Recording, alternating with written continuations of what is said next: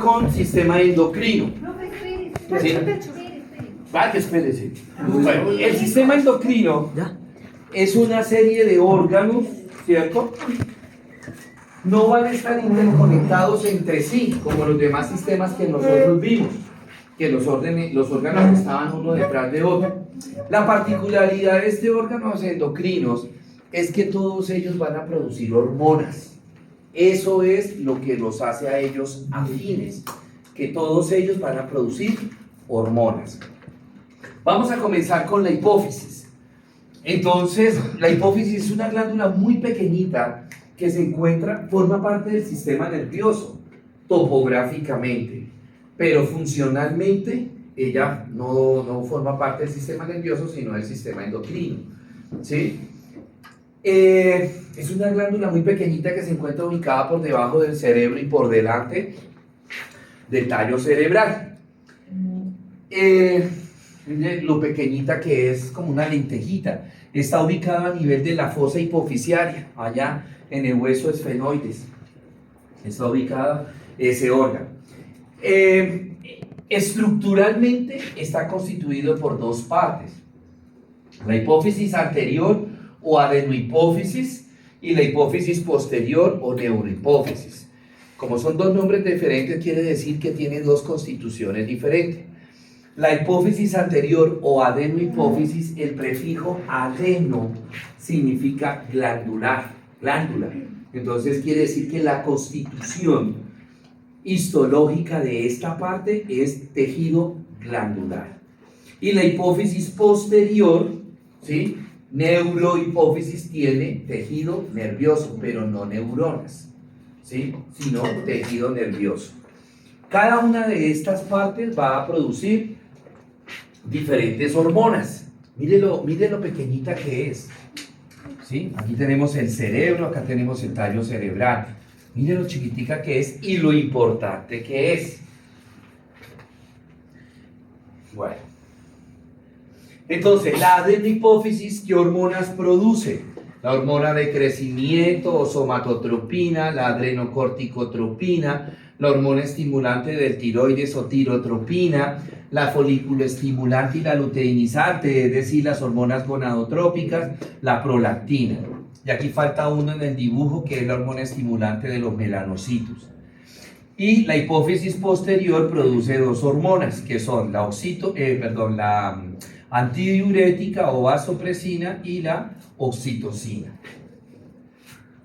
Comencemos a hablar de cada una de esas hormonas. Prolactina, también conocida como hormona luteotrópica.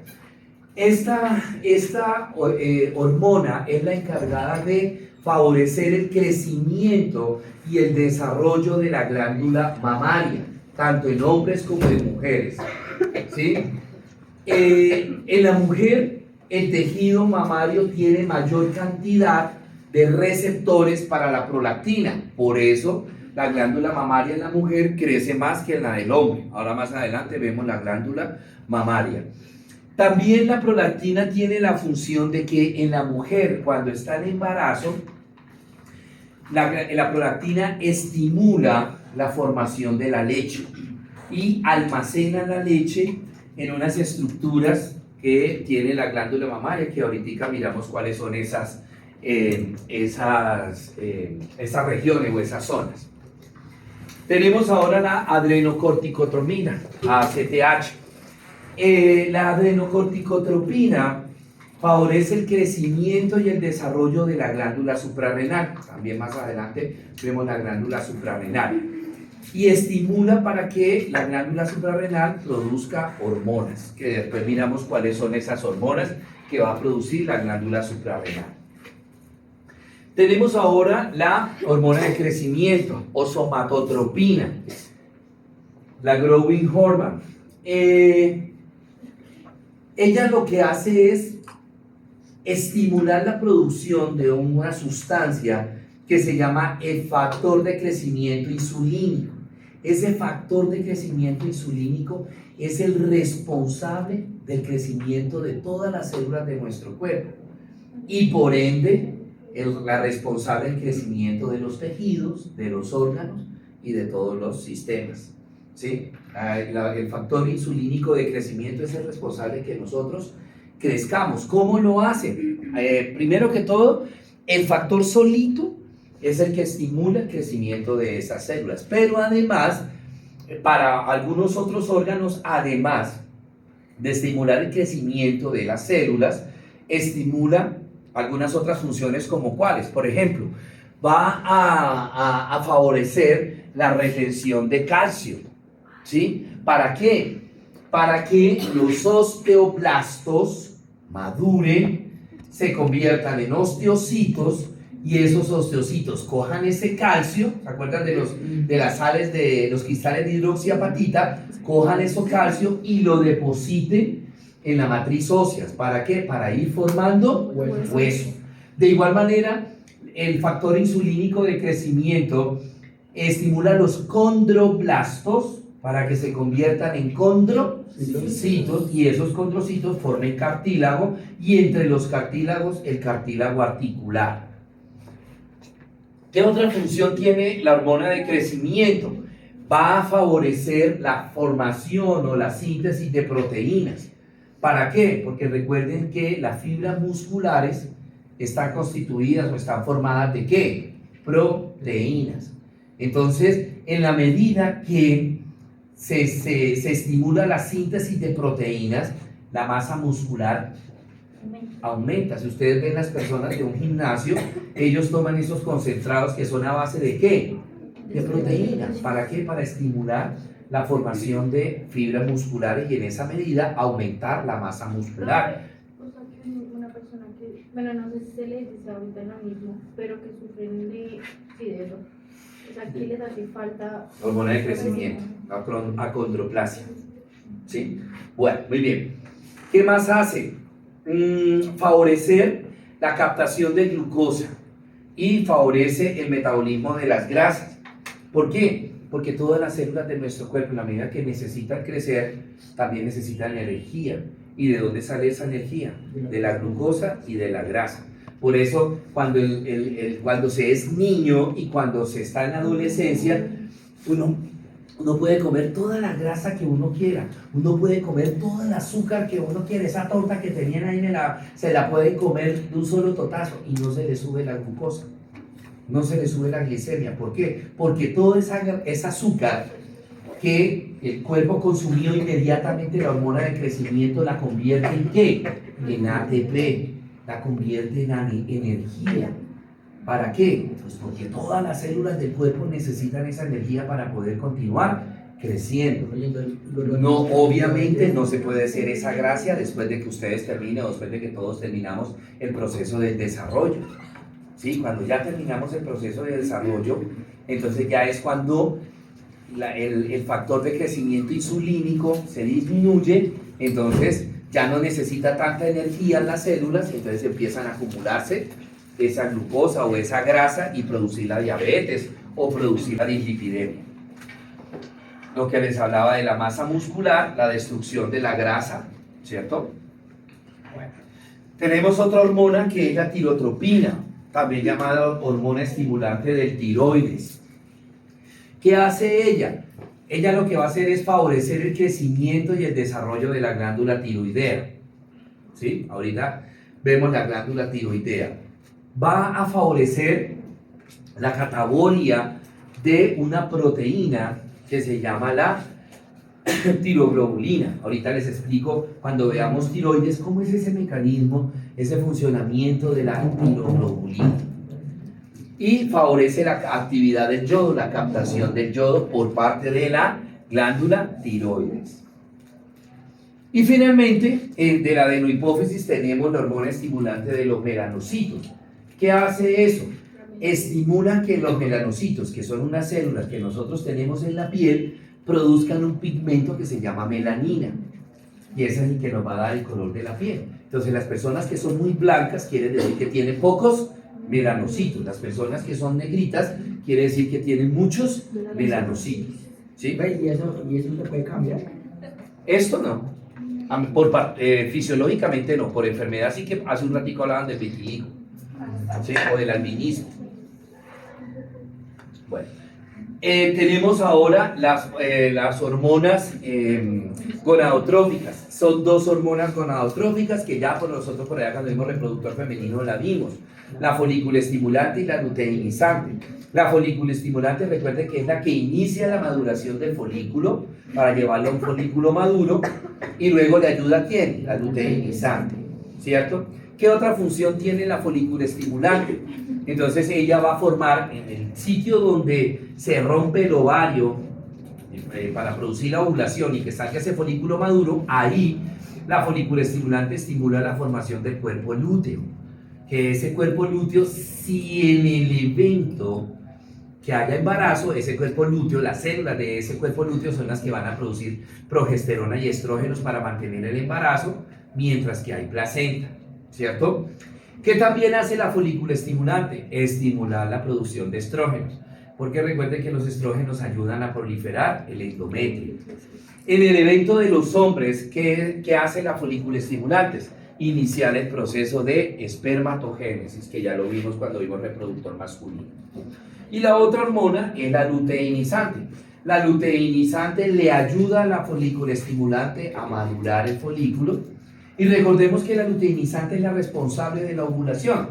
Cuando ya el folículo está maduro, recuerde que la foliculoestimulante disminuye, la luteinizante sube. Y 12 horas después de que la luteinizante se subió, esa luteinizante estimula que el folículo se rompa y se produzca el proceso de la ovulación. De igual manera, esa luteinizante estimula a las células del cuerpo lúteo para que produzca progesterona. Y en el hombre, la luteinizante estimula las células del Leydig para que esas células del Leydig produzcan testosterona, y esa testosterona es la que va a llevar a cabo el proceso de la espermatogénesis. En cuanto a la neurohipófisis, produce dos hormonas solamente, la antidiurética y la oxitocina.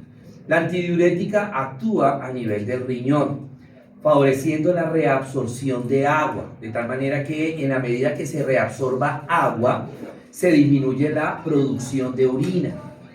Y no solamente la reabsorción de agua, sino también reabsorción de solutos, o sea, esos electrolitos que van en la orina, sodio, potasio, cloruro de sodio, bicarbonato, magnesio, calcio, ¿cierto? Entonces, cuando nosotros, por ejemplo, esos pacientes que dicen, bueno, yo he tomado agua, mucha agua, y no he orinado casi, ¿qué quiere decir?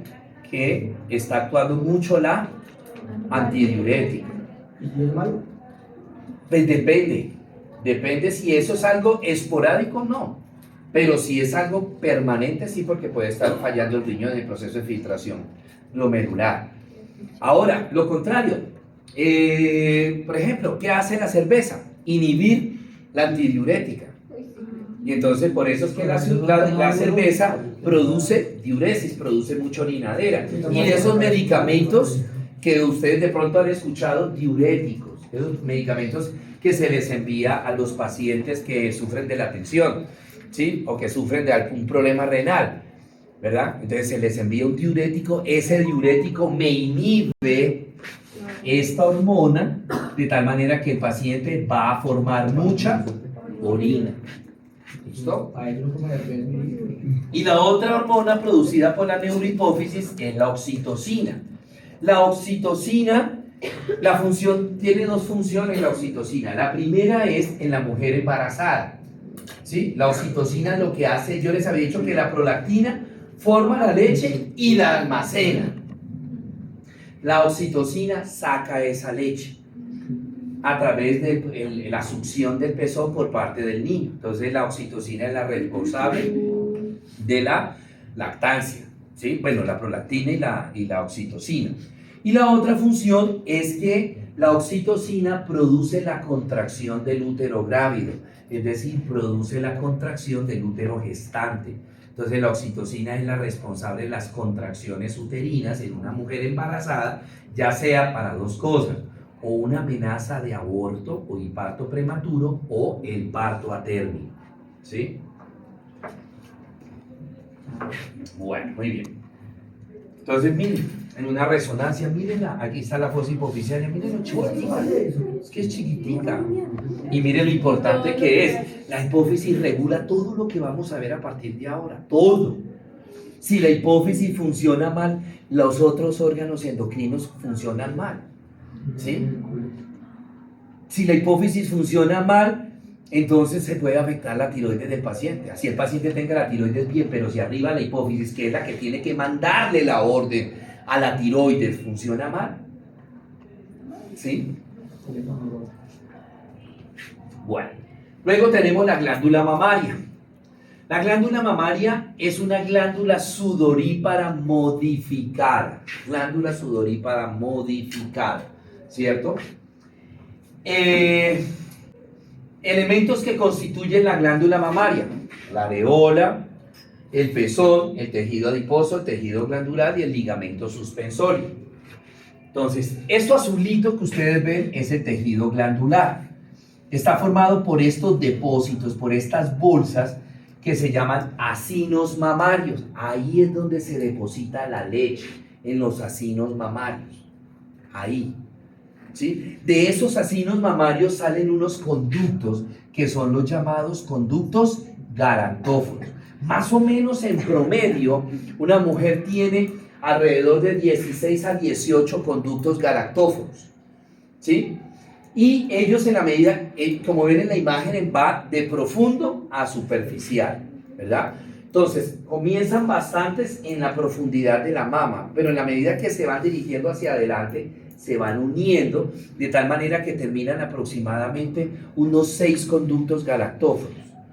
Esos 6 conductos galactóforos empujan la piel y me forman el pezón. O sea, ¿qué es el pezón? Pues el pezón no es más que donde están terminando los conductos galactóforos. No, pero, o sea, que una mujer que se pone implantes, No le pasa nada, no pasa nada. porque el implante se coloca acá, debajo del ligamento suspensorio, entre la mama y el músculo pectoral mayor. Entonces no se afecta para nada la función galactófora, por así Una decirlo, mujer de la que tenga mama. implantes puede Puede lactar común y corriente, porque no se toca para nada la mama. ¿Sí, señor? ¿Cómo? Para colocarse en piercing, pues están rompiendo los conductos galactóforos. No te oigo. ¿Pasa algo cuando tenga un hijo? Sí, se puede ver afectada la lactancia, porque hay algo que está rompiendo el conducto. ¿Sí? Bueno, Profe, una pregunta. señora. Cuando la materna está en lactancia, pero el pezón está hundido, que dicen que no Pezón puede- invertido. Pezón invertido. Ay, ¿qué es lo que pasa? ¿Cómo? ¿Por qué? De pronto el pezón se desarrolló muy poco y queda al ras de la piel del resto de la mama, no sobresale. Hay muchas maneras de que de pronto están los extractores, ¿sí? Están los extractores. Entonces, en la medida que la paciente comprime la bomba, el extractor chupa para sacar la leche, ¿cierto? Y en esa succión puede ir saliendo el pezón, ¿sí? Puede ir saliendo el pezón, y cuando tiene el pezón un poquito, bueno, además del extractor se le coloca al niño, porque el niño va a ser, al bebé, va a hacer la misma función que el extractor, ¿sí? La misma, chupar, ¿verdad? Pero cuando el pezón está bien invertido, pues no se puede poner al niño, porque el niño se va a cansar y no va a salir nada de leche. Entonces ahí se usa 100% el extractor. El extractor va a sacar la leche, se le puede alimentar al niño con su leche materna, y de pronto en esa succión va a ir sacando el pezón poco a poco, ¿sí? ¿Se puede hacer algo antes de? No, nada. la mujer puede producir leche y está embarazada. Sí, pero porque tengan un tumor en la hipófisis, un adenoma hipoficial. ¿Y los hombres? También. Yo he escuchado que si uno pone a un bebé a estimular a una mujer que no está embarazada, genera el proceso de Claro, la succión estimula la oxitocina, y esa oxitocina puede estimular la prolactina en esa paciente, por eso no es aconsejable. ¿Sí, señor? Pero cuando se ponen el implante subdérmico, le dicen que puede producir leche. Sí, claro, pero eso no es normal. Ahora, ese implante le puede, el implante hormonal, ¿qué va a producir al principio? Pues una alteración en la hipófisis, no es que la hipófisis está produciendo una cantidad determinada de folículo estimulante y luteinizante. Ahora, voy a ponerlo con números para que lo entendamos bien, pero son números falsos, ¿sí? Entonces, en una mujer que no esté usando, y no es solamente el implante, cualquier método anticonceptivo hormonal, que me estoy aplicando inyecciones, que estoy tomando pastillas, el implante, si es hormonal va a suceder esto. Pongámosle que periódicamente ella esté produciendo 10 y 10, ¿sí? Progesterona, estrógeno, y eso es lo que le mantiene a ella su ciclo menstrual normal, ¿sí? Ahora, está tomando pastillas, se está aplicando inyección, le pusieron un subdérmico. ¿Qué son esos? Hormonas. ¿Cuáles hormonas? Estrógeno y progesterona. Entonces, sumémosle ahora los 10 que la hipófisis de esa paciente normalmente estaba produciéndole, sumémosle otros 10 del implante. ¿Sí? Los 20. Serían 20 de progesterona, 20 de estrógeno en la sangre de la paciente. ¿Y eso qué va a suceder? Generar el desorden. Por eso cuando una paciente empieza a planificar o cambia de método de planificación a un método hormonal, viene un periodo en donde hay irregularidad menstrual. Entre comillas, sería normal por eso. ¿Sí? Perdón. Entonces, ¿qué tiene que hacer? La hipófisis es muy sabia. Llega un momento en que la hipófisis dice, carajo, hay mucho progesterona, mucho estrógeno en la sangre de esta paciente. Entonces, ¿qué hace la hipófisis? Disminuir la producción endógena. Ella dice, bueno, esta vieja está tomando pastillas o está aplicando inyecciones, yo dejo de, ¿para qué le voy a formar yo? Entonces ella empieza a bajar la producción y es cuando se vuelve a normalizar el ciclo en esa paciente. ¿Cuándo es el problema? El problema radica en que en ese proceso de desorden, la hipófisis se puede quedar soñada, se puede quedar loca. ¿Sí? ¿Qué hago? Y dirá la hipófisis, ¿qué hago? Y es cuando esto se mantiene constante por varios meses o de pronto permanentemente. Entonces, ¿qué toca hacerle ahora a esa paciente? Suprimir el método hormonal. No le está sirviendo a usted el método hormonal. No le está sirviendo. No, cambiémosle. Estaba tomando pastillas. Miremosle a ver si con inyección o con el implante sirve. Prueba. Entonces se le pone la inyección o el implante y miramos. Por lo general con inyección. ¿Sí? Si con inyección se normalizó, bueno, listo. Pasó lo primero. Pero si sigue, no, mamita, su merced no puede planificar con métodos hormonales. Busque otro método de planificación. ¿Por qué? Porque le estoy jodiendo la hipófisis. Se la estoy enlocando la hipófisis. Y el problema no es que se enloque solamente esto, es que se enlocan todas las otras hormonas que produce la hipófisis. Todas, tiroides y todo eso. Entonces, por ponerla María Ramos, la ponemos María del Barramos. ¿Sí? Porque ya a esa paciente le fregué la hipófisis, entonces empieza a fallarle también ¿qué? Tiroides, de repente se puede perjudicar la hormona de crecimiento, la adrenocorticotropina, entonces por eso no se puede uno poner. Sigamos, a ver, experimentando.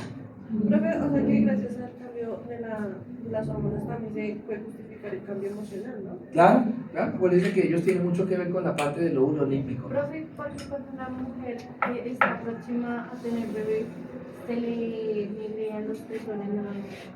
Desde el inicio del embarazo se van hiperpigmentando los pezones, porque se aumenta como hay un aumento en la producción de hormonas hipofisiarias, también se aumenta la producción de hormona de los melanocitos y le aparece acá la hiperpigmentación también acá en la línea alfa. En la línea alfa. ¿Sí? Bueno, entonces tenemos el tejido glandular, lo que está en celeste. Lo amarillito es el tejido adiposo, ¿cierto? El pezón, la areola. Este de acá es el ligamento suspensorio. Ese ligamento suspensorio, yo siempre he dicho, un ligamento es como un caucho. Entonces, cuando ustedes compran un caucho, ese caucho es chiquitico y es durito. Pero si yo empiezo a jugar con el caucho, él se va agrandando porque va perdiendo la tonicidad. Lo mismo sucede acá. O por la edad, o por el embarazo, por la lactancia, ese ligamento va perdiendo tonicidad. Entonces la mama empieza a tornarse péndulo. Se va cayendo la mama, ¿cierto? Profe, yo he escuchado que en las ¿Cómo? Yo he escuchado que en las cirugías plásticas hacen algún tratamiento donde no colocan implante ni nada, sino que hacen que levantan el seno. Sí, claro. El seno no. La mama. Porque el seno es un espacio, este es el seno. La mama. El seno de la dura madre. Yo nunca les he dicho seno. Glándula. Sí, claro, el ligamento los tiran. O sea, lo recogen como que Lo recogen, se recorta el ligamento. Miércoles. Si el ligamento, no sé si han escuchado esta palabra. Ay, es que se le vació el caucho. Por ejemplo, en los pantalones, ay, es que se le vació el caucho. ¿Qué quiere decir? Perdió tonicidad el ligamento. Entonces, si yo lo recorto, inmediatamente la mama sube. Lo mismo sucede cuando los pacientes tienen histerocistocele, el prolapso de vejiga, prolapso de útero, ¿sí? Que es muy parecido a esto. ¿Por qué, hombre? Son esas pacientes multíparas. Entonces el ligamento perdió la tonicidad y entonces el útero se cae. Y recuerde que está vejiga, útero. Si se cae el útero, empuja hacia abajo la vejiga. Entonces también hay prolapso de vejiga. Entonces, ¿qué es lo que hacen? Cortar esos ligamentos, y en la medida que yo recorto el ligamento, se sube el útero y puedo hacer la pexia de subir la vejiga. ¿Sí? La mama está dividida en cuadrantes, 4 cuadrantes, 2 superiores, 2 inferiores, superolateral, superomedial, inferolateral, inferomedial y la región axilar. Importante esto cuando la mujer se hace el autoexamen de mama, que lo tiene que hacer esa revisión primero que todo por cuadrantes y segundo de manera ordenada. Se deben empezar siempre por los cuadrantes superiores. Se debe empezar por el cuadrante superior medial, ¿sí? Luego el superior lateral, de afuera hacia adentro. Entonces empieza la paciente con los deditos como si estuviera caminando. De afuera hacia adentro, hasta llegar a la región del pezón. Luego que terminó los cuadrantes, expresión del pezón. Comprimir el pezón, espichar el pezón para descartar que no esté saliendo ningún líquido. Y último, la región axilar, para descartar que no hayan adenopatías axilares, inflamación de ganglios axilares. La irrigación de la mama tiene una irrigación bastante grande. Está irrigada, primero que todo, por 3 arterias que son la torácica interna, que ya nosotros por allá la vimos cuando vimos tórax. La torácica interna, que me va a irrigar principalmente los cuadrantes mediales, superomedial e inferomedial. La torácica lateral, que me va a irrigar los cuadrantes laterales. La torácica lateral, el cuadrante superolateral e inferolateral. Se me olvidaba, la torácica interna, rama de la subclavia, la torácica lateral, rama de la axilar. Y finalmente la toracoacromial, que también es rama de la axilar. En cuanto al drenaje venoso es lo mismo. Simplemente que voy de adentro hacia afuera y de abajo hacia arriba. Es lo mismo. Entonces, tengo la vena torácica interna que termina en la vena subclavia. Tengo la torácica lateral que termina en la vena axilar y la toracoacromial que termina en la axilar. Linfáticos, el 75% de la linfa de la mama termina en los linfáticos axilares. ¿Sí? Los linfáticos axilares es la cadena ganglionar más grande que tenemos los seres humanos. Son muchos, se dividen en 3. Los linfáticos axilares, en apicales, mediales y basales. Entonces es como muy grande y por eso fácilmente cualquier lesión neoplásica puede hacer metástasis a estos linfáticos. Por eso les decía que después de que una mujer se está haciendo el autoexamen de mama, la última zona que tiene que explorar es la axila para descartar que no haya linfáticos axilares inflamados. Entonces les decía, el 75% de la linfa de la mama drena los linfáticos axilares. ¿Cuál otra cadena ganglionar es importante? Entonces tenemos los supraclaviculares y los infraclaviculares, los paraesternales, los subdiafragmáticos y los contralaterales. Los linfáticos que van hacia la mama contraria. Por eso a veces también una paciente que tenga una lesión tumoral, por ejemplo, en la mama derecha, le puede hacer metástasis a la mama izquierda por los linfáticos contralaterales, ¿cierto? Muy bien. Luego tenemos la glándula tiroides. La glándula tiroides es una glándula que se encuentra ubicada en la región anterior central del cuello. Miren acá. Está formada por dos lóbulos tiroideos, uno derecho, uno izquierdo, unido por el istmo. ¿Sí?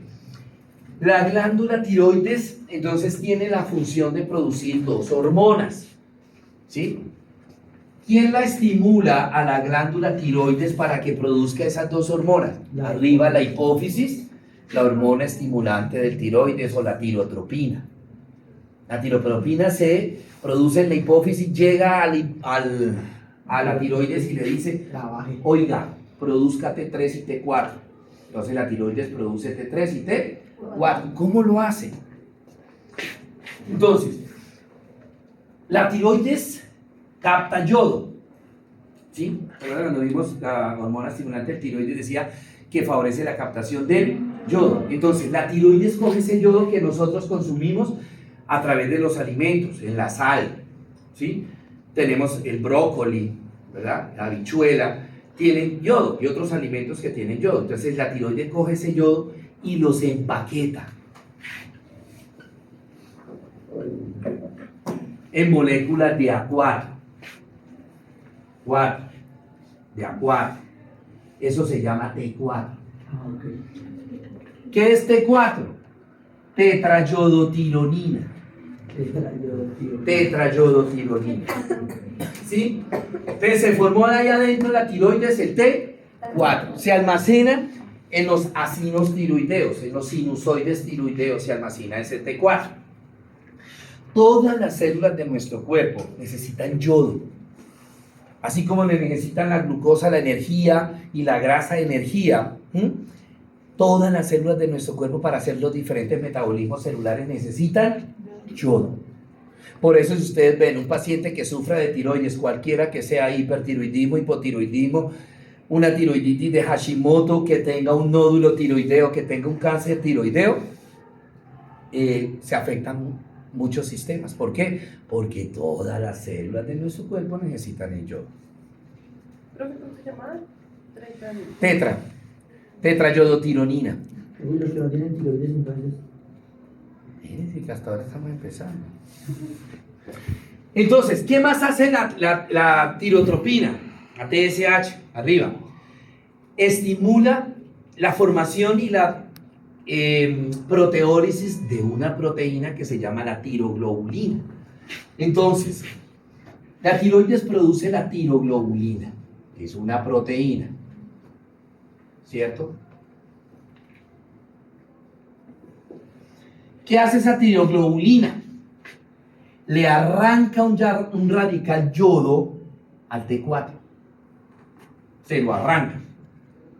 Y queda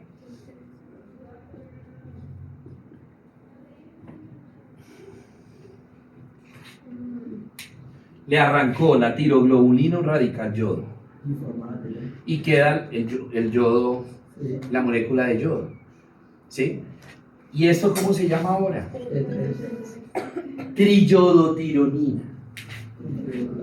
Triyodotironina. Y esta tiroglobulina coge este yodo y se lo lleva por la sangre a las células del cuerpo. ¿Por qué? Porque todas las células de nuestro cuerpo necesitan el yodo. Todo. O sea, la tiroglobulina se lleva el rodito solito. Perdón, ¿qué iba a preguntar usted por ahí también? ¿No iba a preguntar nada? Pues que la persona es que no tiene tiroides, entonces, ¿cómo funciona el sistema? Dígamelo usted, ya sabe. Ana, Lisa. Pues si yo tiene tiroides, pues no hace ese proceso. Pues lo tendría que suplementar con otra cosa. ¿Y con qué? Con medicamentos. ¿Ese respondió usted mismo? Sí. Cuando uno tiene tiroides, lo puede como manejar comiendo comida de sal, o sea, lo puede mejorar. Responda. Medicamentos. Medicamentos. Pero con comida de sal, ¿no? No, porque no hay donde depositar, las células no están funcionando. Entonces le toca con pastillas. Profe, ¿y cómo sabemos que hay un déficit de yodo en el cuerpo? ¿Hay alguna otra señal aparte de la tiroides? Los síntomas del paciente. Por ejemplo, cuando hay mucha producción de T4 y T3, obviamente, se crece la tiroides, lo que se llama bocio. ¿Sí? Si hay mucho yodo, por ejemplo, ¿cuáles son los síntomas que a veces pasan imperceptibles? Porque el paciente pues, no le pone mucha atención. ¿Cuáles son los síntomas cuando un paciente tiene mucho yodo, tiene hiperfunción, hipersecreción de yodo, de T4? Entonces son pacientes muy nerviosos, son pacientes inquietos, son pacientes sudorosos, son pacientes intolerantes al calor, tienen insomnio. Pero lo más característico que hace que el paciente consulte es eso. Doctor, yo como mucho, me la paso come, oiga, y no me subo un grado. Ya saben por qué no engordamos. ¿Sí? Ahora, hipo. La tiroides está funcionando muy bajito, pues los síntomas son todo lo contrario. Es el paciente perezoso. Es el paciente taimado, apático, es el paciente que tiene mucha somnolencia, porque mira para atrás. Es el paciente que tiene somnolencia, se duerme hasta cuidando un león, ¿cierto? Y lo contrario, doctor, yo no como casi, Me engordo. me la paso comiendo, es pura agricultura, y me engordo. ¿Sí? Bien, pues, a nosotros estamos. Entonces uno le manda a cuantificar TSH y T3 y T4. Señora. Para, digamos, los pacientes que tienen ambas, ¿Cómo? Ay, no. Su merced no puede tener ambas, ni o tiene hiper o tiene hipo. o no tienen ninguna. O no tiene ninguna. O no tiene ninguna, está normalito. Por eso, otro síntoma del hiper, la esoftalmia, la protrusión del globo ocular. Por eso yo muchas veces le he dicho acá al señor Javier, porque él dice, ay sí, tío, el pobre Henry tiene hipertiroidismo, que tiene los ojitos brotados. Por eso yo muchas veces les he dicho, señor, no, yo no sufro de hipertiroidismo, esto es hereditario. ¿Sí? Ahora sí, ya no me deje de compadecer tanto, porque él es el que dijo, por favor, ese mes entrante a los de primero, pórtense bien, pobrecitos viejitos, y con hipertiroidismo. ¿Cómo? Perdón. La normal en cuanto debe estar. Ay, mamita, ahí sí me bloqueó. Porque es que eso depende de la casa comercial, el kit con lo que haga. Por eso en los laboratorios colocan los valores, el valor de referencia, porque eso varía en la casa comercial. Ah, eso no hay. No hay un valor como la glicemia que es 80-100, no. Pero pregunta, ¿puede existir la posibilidad de que en algún momento de la vida de la persona tenga hipertiroidismo y por alguna razón se quite y le dé hipotiroidismo? Patológicamente, a menos de que yo le quite la tiroides. Si es un paciente con hiper y le pongo tratamiento, le pongo el metimazol, nada, sigue el paciente con los niveles de T4, T3 y T4 altos. Le aumento la dosis del metimazol, le pongo propilturacilo más metimazol y siguen los niveles. Tengo dos opciones: o le quito la tiroides o se la quemo. ¿Cómo se la quemo? Con yodo radioactivo. ¿Sí? O le quito la tiroides, la tiroidectomía, que ustedes van a entrar a muchas cirugías de tiroidectomía. Entonces, si le quité la tiroides a esa paciente que la tenía alta, ¿ahora cómo la va a quedar? Hipo. Anteriormente le estaba dando medicamentos para el hiper, ¿ahora qué medicamentos le tengo que dar? Para el hipo. Entonces le tengo que dar levotiroxina al paciente, le tengo que dar triyodotironina, ¿sí? Señor. Eso se puede contagiar. No. Es que yo alguna vez escuché una persona que ya tenía hipotiroidismo, El niño está en el desarrollo, le está cambiando la voz. que tenía hipotiroidismo y el perro de ella tenía hipotiroidismo. Y el veterinario explicaba que era porque ella tenía eso y que era con Eso fue un gol olímpico, hijo. ¿Cómo a través de...? ¿Hereditario? ¿Ah? Sí, eso sí puede ser hereditario. Una mamita embarazada que tenga hiper ¿sí? Una mamita que esté embarazada y tenga hiper, yo le tengo que dar medicamentos para bajarle la producción de hormonas tiroideas, porque tiene las hormonas muy altas. Te uso medicamentos antitiroideos, el levamisol, el metimazol, el propiuracilo. Y está en embarazo, ese medicamento va a pasar la placenta y le llega a la tiroides del niño. Entonces la tiroides del niño que estaba normal, ahora ¿cómo le queda? Baja, entonces el niño nace lo contrario. Mamita hipertiroidea, el niño hipotiroideo. Mamita hipotiroidea, el niño hiper. ¿Sí? Bueno, muy bien. La tiroides está irrigada por dos arterias, que son la arteria tiroidea superior, que es rama de la carótida externa, y la arteria tiroidea inferior, que es rama de este tronco, que se llama el tronco tirobicérvico escapular. ¿Sí? Tirobicérvico escapular. Tirobicérvico escapular. Tirobicérvico. Bueno, las venas. Nosotros tenemos dos arterias tiroideas y tenemos tres venas tiroideas. Vena tiroidea superior, media e inferior. La vena tiroidea superior, tiroidea superior, ¿cierto? Media, van a terminar en la yugular interna y la vena tiroidea inferior va a terminar en el tronco yugulo-subclavio. Ya sabemos cuál es la función, ¿sí? Regular todo el metabolismo del cuerpo. O sea, la tiroides y la hipófisis mandan la parada en todas las células de nuestro cuerpo, ¿cierto? Muy bien. La paratiroides, hormonas, glándulas paratiroideas. Las glándulas paratiroideas son unas glandulitas como una lentejita que nosotros tenemos ubicados en la parte de atrás de los lóbulos tiroideos. ¿No se llaman paratiroideas? Están en la parte de atrás de los lóbulos tiroideos. ¿Sí? Tenemos alrededor de 6 a 8 glándulas paratiroideas. ¿Sí? Son unas chiquititas. Ustedes han visto, no la lenteja normal, la cafecita esa que de pronto compramos en la casa para preparar, no. Hay una lenteja rosada, que es mucho más chiquitica la lenteja. Cuando vayan al supermercado, ¿sí? De vez en cuando acompañen a la mamá y papá a hacer mercado.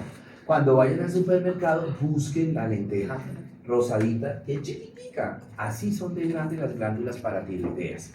¿Sí? ¿Cuál es la función? Producir una hormona que se llama la paratormona o calcitonina. Cualquiera de los dos nombres pueden usar. ¿Cuál es la función de esa calcitonina? Regular los niveles de calcio en sangre. Regular los niveles de calcio en sangre. ¿Sí? De tal manera que cuando el cuerpo, sobre todo en los niños y en los adolescentes, esa paratormona coge todo el calcio que ese niño, ese joven consuma para llevarlo ¿a dónde? Para llevarlo a los huesos, perdón.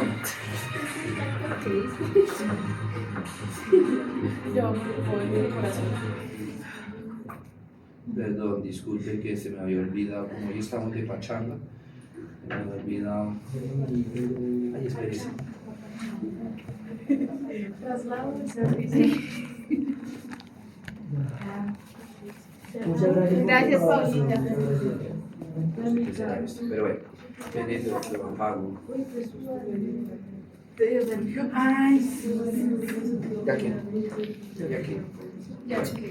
Listo. Muy bien. Entonces, señora.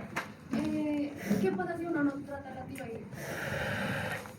Como toda enfermedad, puede matar al paciente o se puede convertir en un cáncer. Y si, digamos, hay pacientes que no se puede operar de la tiroides. ¿Por qué no se puede? Pues primero lo intento con medicamentos. ¿Ah? Mi abuela tiene tiroides y allá no la pueden operar porque tiene ¿La tensión muy alta? Pues regularle la tensión. Hay que regularle la tensión. Y si uno no regula la tensión, la pueden operar. Claro. Tratar la enfermedad de base. La enfermedad de base en ella es ¿qué? La hipertensión. Hombre, está tomando, por ejemplo, no sé, no estoy hablando mal del médico, ¿sí? Hombre, le estoy dando a la paciente, a ver, le estoy administrando al paciente metoprolol, que es un medicamento antihipertensivo. Y la tensión sigue alta, ¿qué quiere decir? Pues que la dosis es insuficiente, entonces ¿qué hago? Le subo la dosis. O le agrego otro medicamento, ¿como qué? Un diurético. ¿Sí? O le agrego otro medicamento, el metoprolol más, no sé, un atenolol o un candesartán, alguna cosa de esas. Pero no la puedo dejar a la paciente con la tensión alta. ¿Sí? Así no sufra de la tiroides, porque esa tensión en un momento determinado se le puede disparar y hasta ahí llega la señora. ¿Sí? Me toca controlarle la tensión a la paciente. Ahora, miro qué es lo que está pasando en esa paciente que el medicamento no le está haciendo efecto. Miro a ver, le mando a hacer exámenes, le mando a hacer, no sé, imagenología, pero yo no puedo, no, sí, no, es que no la podemos operar porque su merced la tensión no la tiene. Ajá, ¿y qué hacen, no? Nada. Pero es que tristemente... Vayan de un chamán, vayan de San Gregorio Hernández a ver qué hacen ellos. Bueno, estas son las paratormonas, perdón, las paratiroides. En 2 pulmones. Pero de la forma. Hoy sí he escuchado como unas cosas que sacratísimo rostro, que si un ojo se parece a un... En fin, aquí las tenemos. ¿Sí? Bueno. El vaso. El vaso es de la cocina. El de la cocina. El vaso ya lo vimos, cuando vimos digestivo. Ya vimos el vaso, cuando vimos el digestivo, ¿cierto? Entonces, para que por favor repasen esa parte de digestivo, el vaso. Hay una cosa que, volvamos otra vez a la paratormona. Me decía que la paratormona regulaba las concentraciones de calcio en sangre, ¿cierto? Sí. Paciente de 70 años, pues obviamente la paratormona ya estará, ¿qué? Cansada. Es vieja, cansada igual que el paciente, ¿cierto?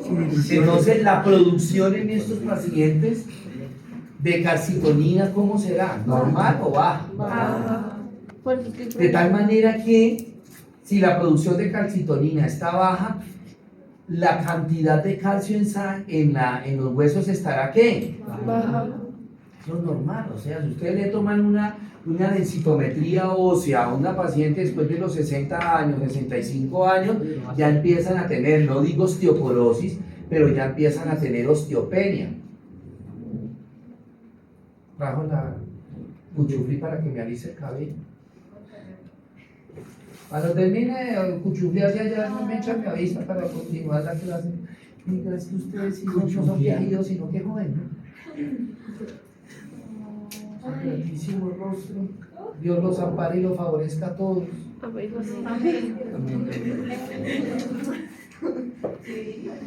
¡Qué mañas! Entonces, en una persona de edad, o sea, todo en nuestro cuerpo, ¿qué? Tiene una curva, una meseta y un descenso. Cuando ustedes están niños, en adolescencia, la actividad de las hormonas está, ¿qué? Full, ¿sí? Todas las hormonas están fuleteadas, ¿verdad? Llega un momento cuando termina la adolescencia que la producción de hormonas se mantiene constante, normal. Se mantiene constante, normal. ¿Hasta qué edad? Pongámosle 55, 60 años. Y de ahí, por más de que yo me mande a estirar el cuello, por más de que yo tome colágeno, Ya para ir. por más de que coma colágeno, está mal pensada. Ella come las patas de gallina, ella que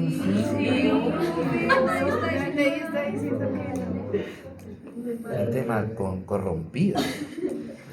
Sí, empiezan las. ¿Por qué? Porque las células de nuestro cuerpo tienen un ciclo de vida, entre ellas van envejeciendo en la medida que nosotros también vayamos envejeciendo. Entonces comienzan esas células a envejecer y la actividad de esas células comienzan ¿a qué? A disminuir, a envejecer. ¿Sí? Entonces, hombre, en una sí. Entonces, en esa paciente de 60, 65, 70 años, pues la producción, la actividad de las paratiroideas está ¿qué? Disminuyendo, y en esa medida que van disminuyendo la actividad de las paratiroideas, pues se va disminuyendo la producción de paratormona o de calcitonina. Y por ende, ellas ya no van a funcionar tanto y no van a depositar tanto calcio en los huesos. Y por ende, entonces empieza a aparecer la osteopenia. Ojo, no estoy hablando mal de los medicamentos, no estoy hablando mal de los laboratorios. ¿Sí? La pregunta es, listo, una paciente con 70, 75 años con osteopenia u osteoporosis, donde los niveles de calcio están, ¿qué? Si esa paciente toma calcio, ¿me funcionará? ¿Por qué? Porque las hormonas no están funcionando bien. Porque quien lleva el calcio a los huesos es la calcitonina. Y esa paciente no tiene producción casi de calcitonina. Entonces, ¿ese calcio qué está haciendo? Pendejeando. Algo que estimule la calcitonina. O una de dos. ¿Cuáles son las dos? La que le estoy preguntando. A ver, despiertes, hermano. ¿Qué da? ¿Cuál de tus? Digo yo, o una de dos. Digo, ¿cuáles son el 1 y el 2? Muy burlado ustedes.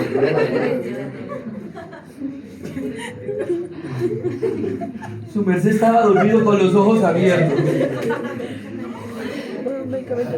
Cuéntanos, desahógate. ¿En qué parte del planeta Tierra te encontrabas? Sí, no, que le creemos que estaba perdido. Pero ¿en dónde? ¿En qué localidad de Bogotá? La dirección. Es el reflejo del uniforme. ¿Qué está haciendo la niña en este momento? La pinta la niña y le Santa María. Como que ay.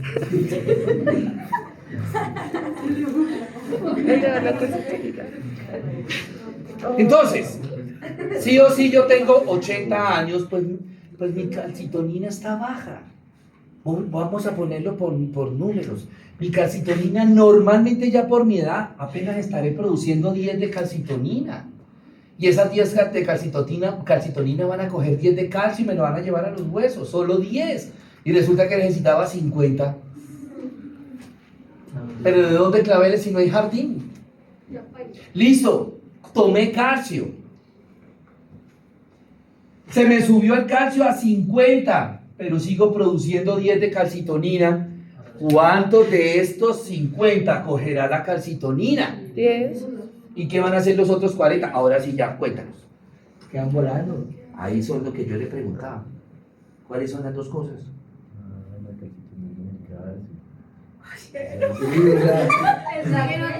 Despierta, Pipe, despierta, mira, ella amaneció. ¿Para dónde se va ese calcio? Pues para los hechos. Ya no se va a ir para los huesos. ¿Por qué? Porque apenas me está produciendo 10 de calcitonina. Entonces ese calcio me va a quedar circulando por la sangre. ¿Para dónde se va? ¿O para el riñón o para el colon? ¿En el riñón qué? Cálculos. ¿En el colon qué? Estreñimiento. Si usted mira a los pacientes que toman calcio ya, sufren de estreñimiento. ¿Quién de ustedes tiene un familiar con osteoporosis? Un abuelito que tenga osteoporosis. ¿Ninguno? Bendito y alabado sea el Señor. Súmese. ¿Quién es? ¿Abuelito? Abuelita. Abuelita. Listo. Abuelita. ¿Hace cuánto tiene la osteoporosis? Desde los 60, 65 años. Hace más o menos, ¿qué? ¿10, 15 años? 15 años. 15 años. ¿Está tomando suplemento de calcio? ¿Ya aseguró la osteoporosis? No se va a curar nunca. Nunca. ¿Vio? Están haciendo mentiras. Yo, abuelita. Abuelita, abuelita. ¿Vio? Profe, una pregunta. Señora. ¿Existe un tratamiento estético que es para colocarle... ¿Qué? Que lo estoy volviendo a traer de donde estaba ahorita. ¿Ya llegó? Ya.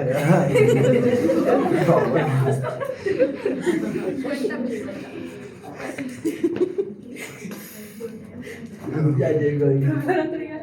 Sí. Bueno, ya. ¿Y entonces qué? Aquí existe un tratamiento estético donde le colocan colágeno en las estrías a las mujeres embarazadas cuando pues retoman nuevamente su cuerpo. Ah, sí, para las estrías, pero eso es, digamos que un tratamiento tópico, es un tratamiento localizado.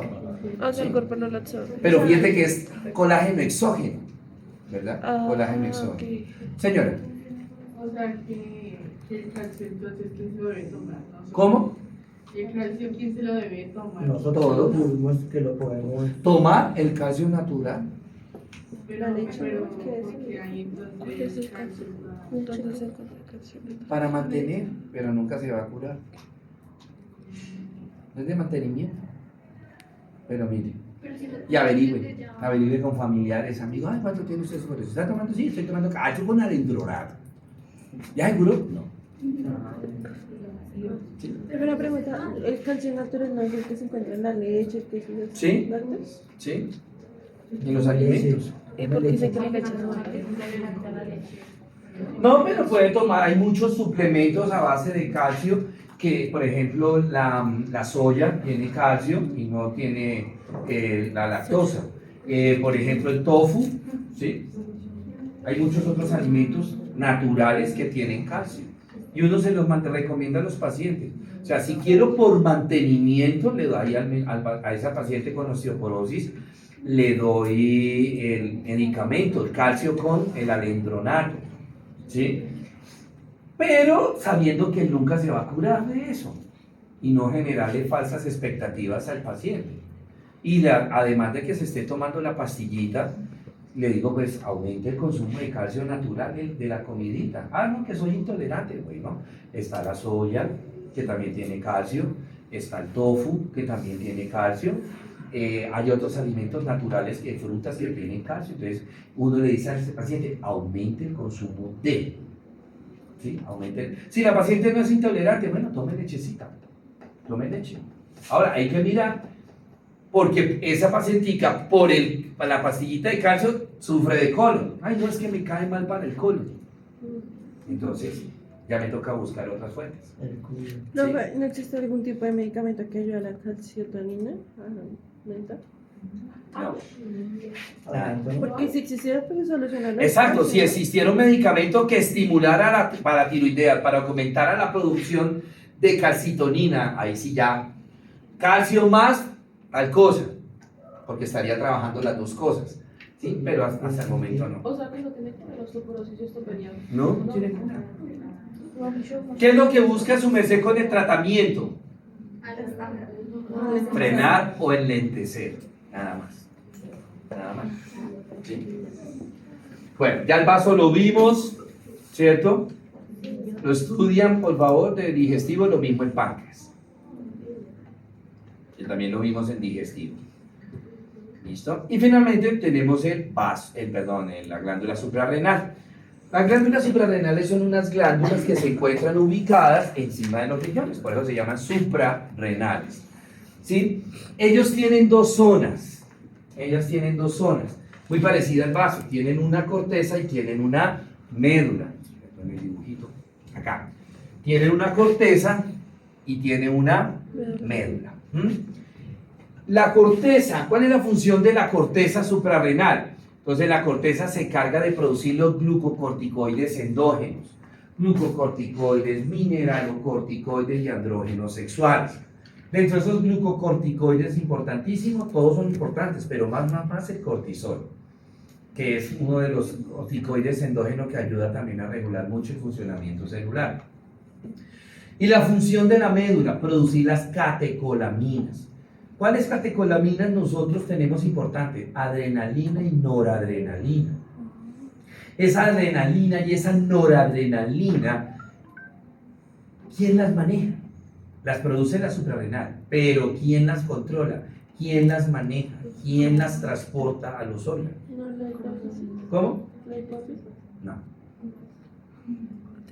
Se le- Regalo 0,5 para el parcial. A la 1. Las arterias. Ay, sí. A las 2. ¿No es el cortisol? ¿Qué? ¿No es el cortisol? No. Sabemos que se contiene. Para ellos. El sistema sanguíneo, ¿no? ¿El quién? No. Linfático. No, a las 3. Sistema nervioso, ¿no? Venga, ¿para qué? Ahorita, espere, terminamos esto y lo hacemos. Para que digan, ¿cómo me perdí ese 0,5 en eje parcial que lo voy a necesitar tanto? Bueno, acuérdense cuando vimos vascularización, que la glándula suprarrenal, había 3 glándulas suprarrenales, la suprarrenal superior, que era rama de la frénica inferior, la suprarrenal media, que era rama de la aorta, y la suprarrenal inferior, que era rama de la renal. Y el drenaje venoso también lo vimos, cuando vimos cava. La glándula, la vena suprarrenal, hay una sola vena suprarrenal que va a terminar la izquierda en la vena renal izquierda, la derecha en la cava inferior. ¿Sí? Profe, Señora, no es el sistema simpático. sí señora, lástima que no lo dijo antes para ganarse. Sistema nervioso, profe. Pero cuando ya dije a las 3, la glándula suprarrenal en la izquierda tiene forma de media luna, la derecha tiene forma triangular. El sistema simpático es el que maneja las catecolaminas, la adrenalina y la noradrenalina para acelerar y enlentecer, producir taquicardia o bradicardia, ¿sí? Cuando los sustos, la emergencia, acuérdense que es el sistema nervioso simpático el que me trabaja ahí. Bueno, muy bien. Preguntas, dudas, inquietudes. Bueno, entonces chicos, con esto terminamos.